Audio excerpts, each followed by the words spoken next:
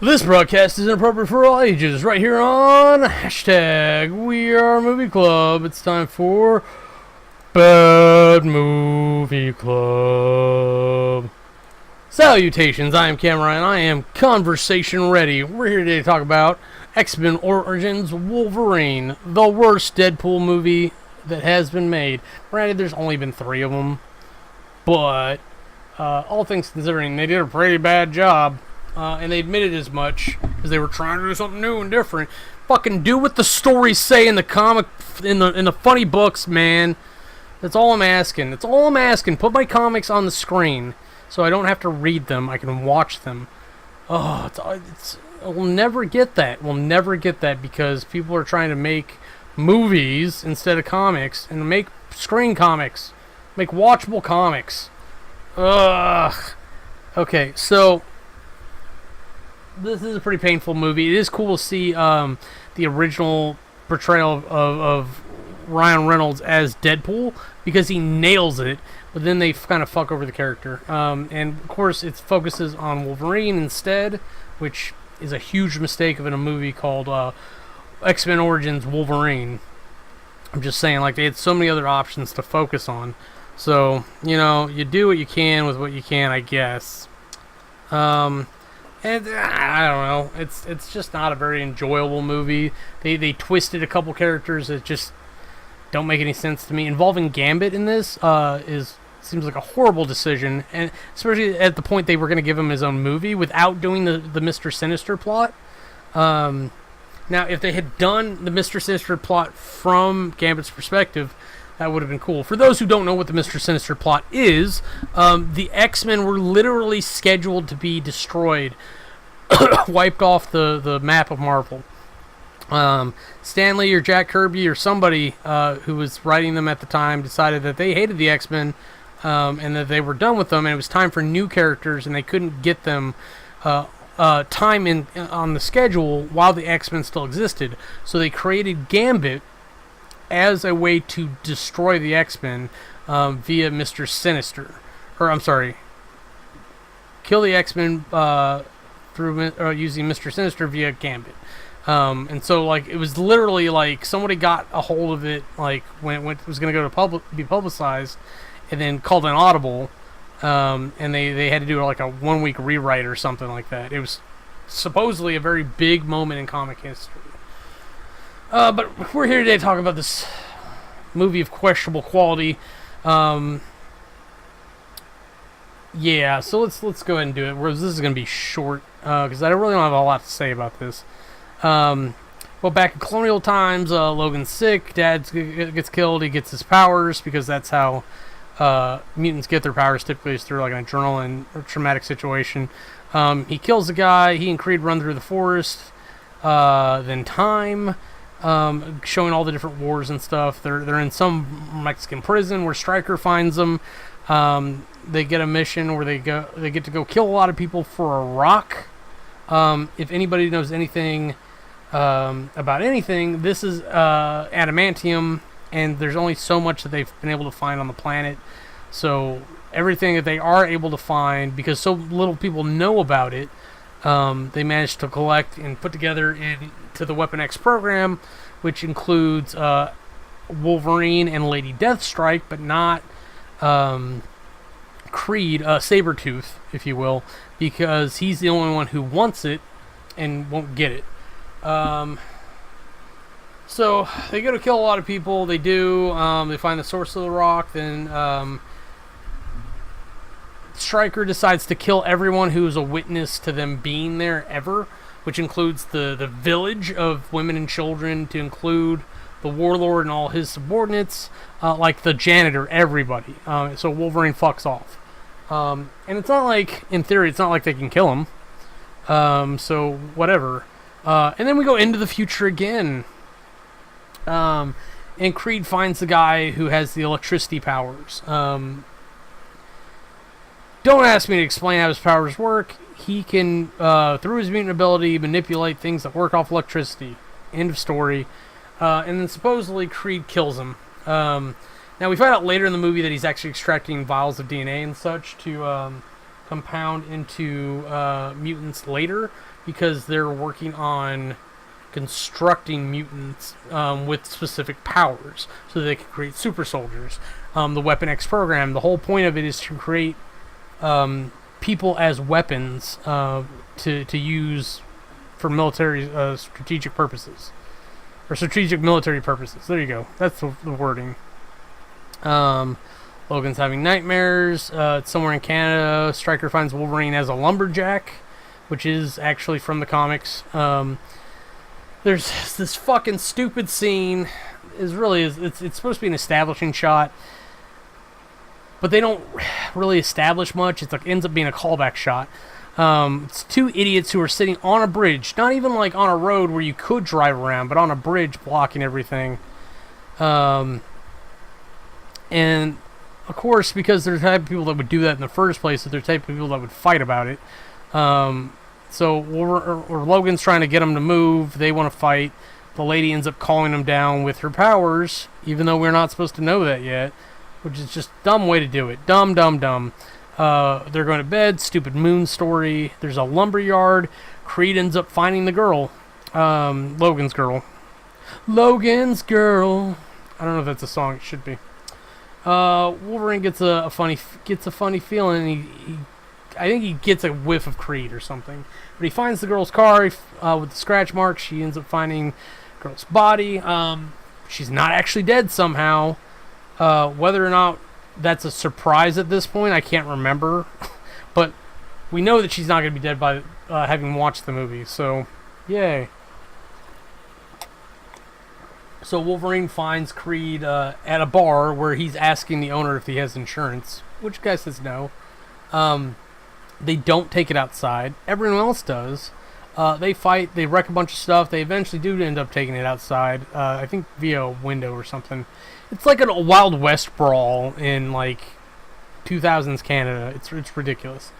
So Creed ends up dropping a tree on him, which of course isn't gonna kill him, but like it's gonna put him down for the count. So in the hospital, Wolverine ends up attacking Stryker. Stryker tries to recruit, or ends up recruiting him, because that's what Stryker does. He manipulates and fucks people over. Back at the lab, Wolverine asks for new dog tags, because he doesn't want the ones that say Logan, whatever name he's pretending to use. He wants them to say Wolverine, which is a very hokey, fucking stupid movie line thing to say. If it's in the comics, so help me, I'm gonna cry. But he's being prepped for the adamantium surgery, and they're going through with it, and he hears Stryker say to wipe his memories, which apparently I think they start the process, but they don't complete it. So that triggers him to escape. You'd think like they would all be written down and discussed before he ever got in the building, like so everybody would know what's going on. Just stupid bullshit. But it's just so unclear, like, if he has his memories or not. He definitely shouldn't. But I think they retcon this out of both timelines, if we're being honest. Because I think Xavier as Jean-Luc Picard. Who's that guy? Whichever one Jean-Luc Picard was, Patrick Stewart shows up standing at the end of this movie, which is dumb. So it's literally inconsistent with both storylines, because I think at this point the McAvoy timeline hadn't been created yet. Okay, so outside he's naked in somebody's barn. They let him clothes and a meal. Super nice to them. They let him sleep in the barn. Then they get shot. Logan steals the bike, they gave him the bike technically. But Snowman, or whatever the fuck his name is, shot him. I think it's Shatterstar. I think it's supposed to be Shatterstar. But I think they call him Snow, or Snowball, or Snowman. I don't know. So the helicopter ends up chasing Logan on a bike. There's some claw-cutting bullshit that I don't appreciate. Like, he's just got his new adamantium claws. So not only does he not know how to use it, he should feel a lot heavier, so his muscles shouldn't have caught up yet. Wolverine is stacked in the comics, and he's also like 5 foot nothing, and that's because he's carrying around 200 extra pounds of adamantium. There's no way, like, like, he does the shit he does, but whatever. So eventually he gets away from the everybody. He ends up throwing the bike into the helicopter, I think, and he blows it up. And he threatens to go after Stryker after he gets Creed, because of course Stryker can hear him on the radio or whatever. So Logan goes to visit the teleporter guy. The teleporter guy takes him to go visit Frank or Duke, whatever, the Blob, at the gym. They end up boxing a little bit or whatever, because why not, really? And for some reason, Creed goes after Scott Summers. That seems like a reasonable thing to write into this story at this point. What the fuck? Really? Like, I don't understand why half this movie happens. It really doesn't make sense. Plus, the timeline's totally off, because I think we're still in the 70s at this point. Which actually is appropriate for comic book X-Men, but it's not appropriate for the fucking movies. Because those happened in like the late 90s, and not only is Scott Summer like 30, 35 at that point, which means if we rolled back 20 years, he would have been 15. Actually, it does match the movies. I apologize. Okay, IMDb. When was X-Men? Like, I'm actually concerned at this point. Like, the fact that the timeline works out is incredible. When did the original X-Men happen? 2000. So 2000. So if he was, let's pretend he was 30, 35. Let's say 35. We roll back 30 years, he'd be 5 years old. Nah, it doesn't fit. It's pretty close, though. A lot closer than I was thinking it was. So anyways, he attacks Scott Summers, who ends up, I think he destroys like half the school during the abduction. But all he'd have to do is like look at the guy and get rid of the glasses. And he's not dead per se, but he's going to be disintegrated. In theory, in Ultimate X-Men, Wolverine does lose a hand to Cyclops, and the amount of energy that he's outputting with his eyes cauterizes his wrist, so he has no hand. So there's that. But Creed finds Scott. We confirm that Creed and Stryker are working together. Like, that's a fucking surprise.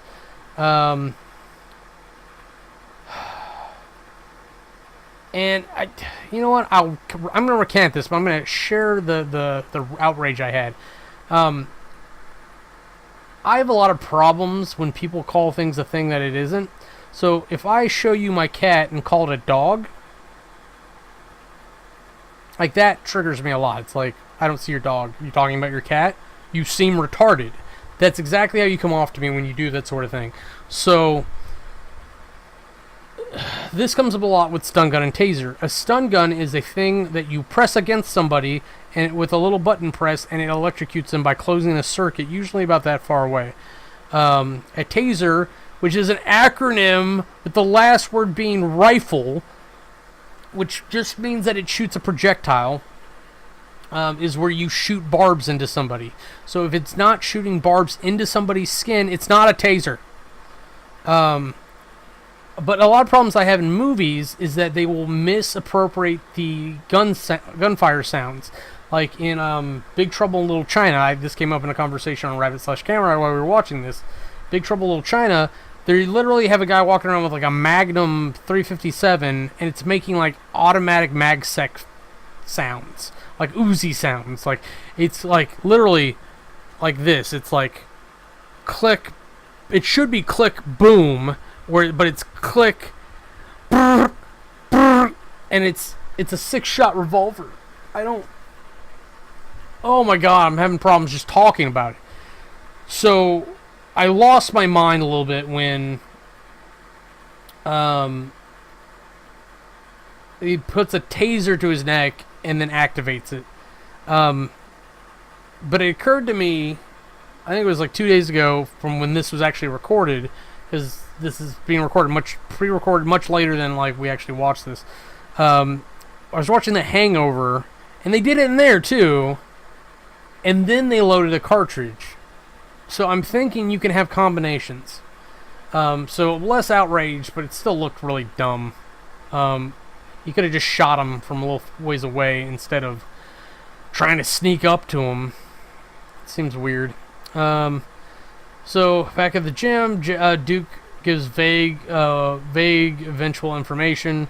In New Orleans, which was, again, a completely unnecessary part of this fucking movie. Logan and the guy with the hat end up going looking for Gambit. Causes a series of events. Long story short, Creed ends up killing the guy with the hat. Logan recruits Gambit to go kill Stryker and Creed. And Gambit ends up flying him in a little plane there, and Logan jumps out onto Stryker's island without a parachute, which is always fun. I'm not even talking about how bad they did a job with Gambit. Like, his powers are different. His persona is basically correct.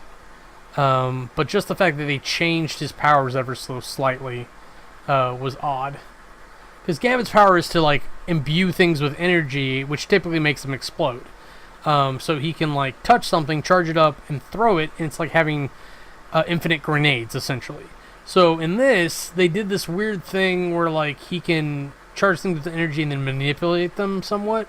So he was able to, like, direct the cards. Like, he charged a deck of cards, splayed it, sent them all going with his power, and then, like, had them kind of direct and explode as he needed. It was weird. It's just a weird... It's like, you're going to revamp his powers. Why do you go so little? Like, go all the way with it. But don't revamp him at all. You don't need to. He's a great character. And, oh, God. I always loved the romance between him and Rogue. Because it was literally like, oh, Cherie, like, I would kiss you forever. And it's, oh, I can't. And it wasn't that she didn't want to. Rogue was fucking horny.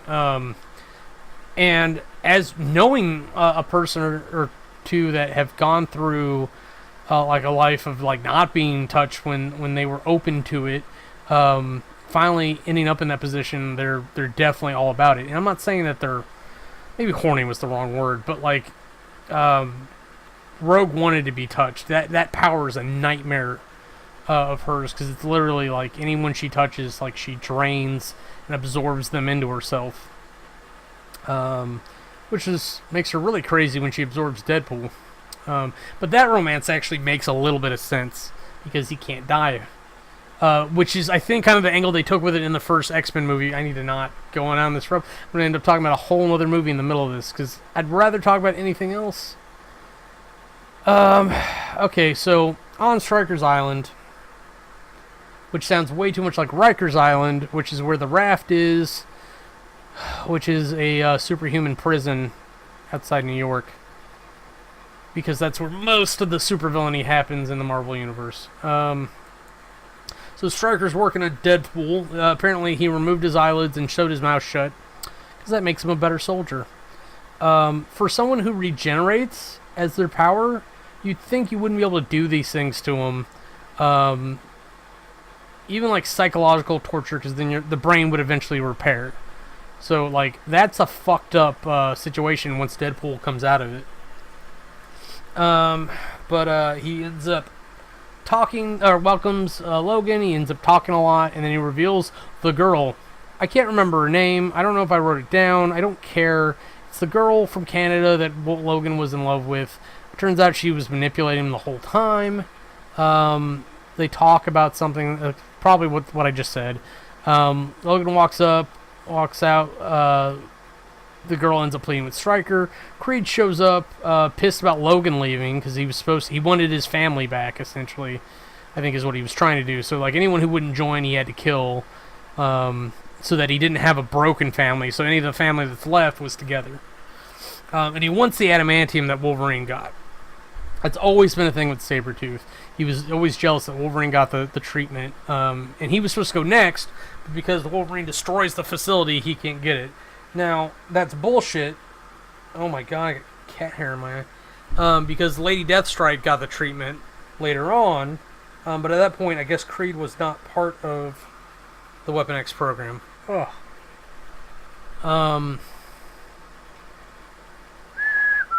Let's see.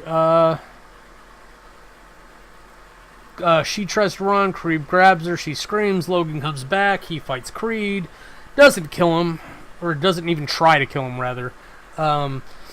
that girl, the whole reason that she was helping Stryker in the first place is because Stryker had kidnapped his sister. I'm sorry, her sister. So, like, she was under duress, too. We go to the prison cages. There's a bunch of bullshit physics that happen, mostly with Wolverine running and dragging his claws along, because that's not how anything works. You don't just touch things with things and they break open. His claws aren't that sharp. You got to put some effort into it, which is why, like, in the comics and even the cartoon, where he's like, he had to, like, punch in, like, in fist over fist to climb and stuff. It was a real big effort. It was always a point that it hurt him, but he'd always regen. So Deadpool shows up. This fucked up version of Deadpool. So the girl we can only assume is Emma Frost and Scott Summers kind of lead the escape at that point. And we're in the 70s. They shouldn't be meeting as kids. They shouldn't know each other. They shouldn't know what the X-Men are.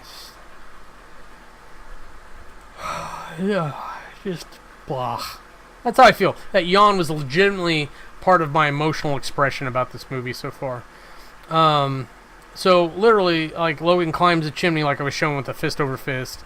Deadpool just kind of teleports up there because they've injected him with all these different powers. Now, legitimately, Deadpool has been able to teleport. That's been a thing, but it's been a mechanical thing, to my understanding. Or it's a power that was temporary that he gave up because it took the fun out of things because Deadpool's crazy. That's literally the biggest thing out of Deadpool is that he's insane, even before he absorbs the other guy and he's got literal multiple personality disorder happening. But they're up on the chimney. Deadpool teleports to him. They fight. He knocks him off. Creed saves him because Creed's magically up there somehow, or Sabretooth, if you will. And they fight together back to back, just like they used to. Brotherly love. Then Logan supposedly kills Deadpool. Throws him down the chimney. As he's throwing him down the chimney, he does this spiral laser blast that knocks the chimney over, because why not? Creed jumps in the silo he should have broke his legs. I don't know if he did or not. Maybe he healed that quickly. But Logan goes to find Kayla, who was the girl that he was in love with. Stryker finds Logan first, shoots him with adamantium bullets, twice in the head. This is the movie's explanation of his memory loss before the first X-Men movie.